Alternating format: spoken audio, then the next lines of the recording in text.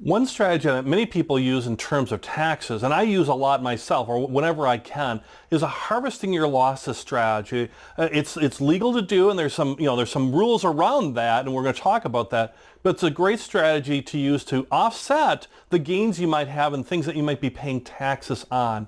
Now, with harvesting your losses, once again, whatever country you're from, look at it for your particular country. I'll give an example from the United States, but really just look at your country and talk to your tax folks about harvesting losses and how much you can and can't do and those types of things. So the idea of harvesting your losses strategy is it's a tax management strategy. It's not so much an investing strategy as in I'm picking out certain funds or something like that. There is an element of it. It's really about managing taxes. So think about harvesting your losses as far as managing taxes, reducing my taxes so I can keep more for me and my family, for example.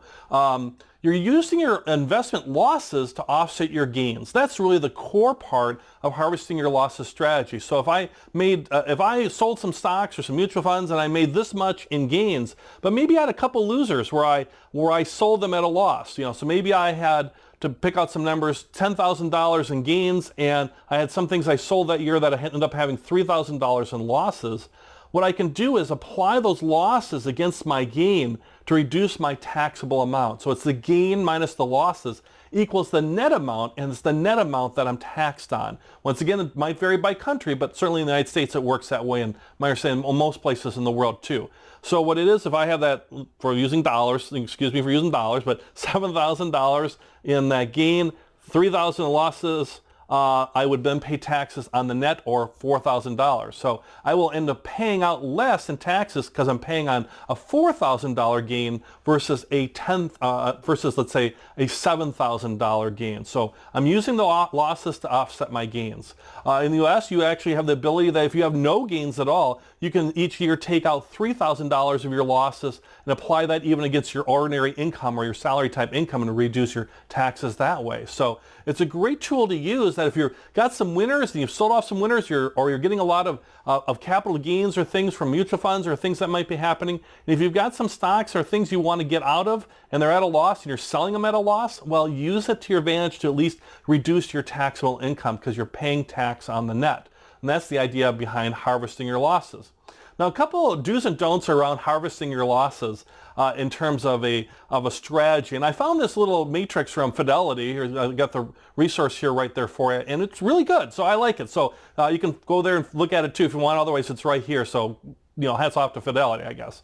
So in terms of do, you want to still follow your strategy. It's never a good idea to just do your whole strategy only based on taxes. You want to fit your overall investment strategy. So don't be selling something just to harvest a loss if you really think it's got a great upside and you want to hang on to it. So, don't just do that just for a simple tax thing. You might save a little taxes, but you might miss out on an overall gain. So it should fit your overall strategy. So that's first thing, and most important thing is whether you're buying or selling anything, that it fits your strategy and that you're researching it as far as your due on that side of it, that you're researching what's going on, you're researching these stocks, whether you're buying or selling, and as part of fitting your overall strategy, and that it's kind of working for you as far as the tax benefits of that. Particularly, one thing you want to research is your cost basis, because the idea is you're selling at a certain price, and it's the difference between what you bought it originally or your cost basis as far as what determines the gain. It's the same thing when determining your loss. Whatever you bought it for is your cost basis, and if you sell it down here or sell it at a loss,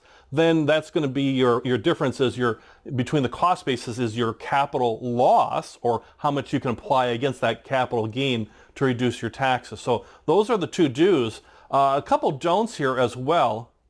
And one is the flip side of that whole do part, which is, don't undermine your overall philosophy or overall what you're trying to do just for a short-term tax advantage. I mean, it's not about that. It's about your overall investing. You might see some opportunities to harvest losses and offset gains, and you should take advantage of those opportunities, but don't let it be the focus of your whole strategy, because it might kind of mess up your whole strategy. You might sell off some potential winners. The other part is don't sell and buy things that are the same within 30 days. Now, this is specifically the United States, but I bet it's similar in other countries too. And it's called a wash rule, kind of like you're washing, right? It's it's a wash rule. You in the United States and other places, you can't buy, let's say, a stock or a mutual fund. Let's use let's say the S&P 500 index mutual fund, 500 largest companies in the United States. If I sell the Vanguard S&P 500 fund, and maybe I've had a loss on that, so I'm selling that because I had a loss, but then I take that money and immediately buy Charles Schwab's or Fidelity's 500 index fund, which is essentially the same, just different company. And if I do that within 30 days of selling this Vanguard, selling this, either 30 days prior to selling it or 30 days after I sold it, so kind of 60 days on, or, on either side, 30 days before, 30 days after. If I buy essentially the same stock or essentially the same, let's say, mutual fund or exchange trade fund, that's a violation. That's an illegal thing. You could get a penalty around that in terms of the IRS having your tax system as far as what's called the wash rule. And really what they're trying to do with that is they're trying to avoid manipulation, right? It's like, oh, I'll just have this 500 Vanguard fund, I'll just sell that, and I'll buy the identical thing, in Fidelity, and for my investment, I'm pretty much the same. I'd just be able to capture some losses that I can use against my gains. And the tax folks, they know that. The governments know that. So you can't do that as far as, like for like. Now I could sell that Vanguard large capitalization company 500 fund and maybe get the Russell 3000 or Russell 2000 fund of index funds for small cap stocks, or I could buy a bond fund, or I could buy individual stocks. I just can't buy something that's very, very similar or like for like. So that's the thing you want to avoid in a wash sale. Now, after 30 days, I can then do whatever I want after that point, at least under the rules within the United States. So think about your own country, or think about the United States.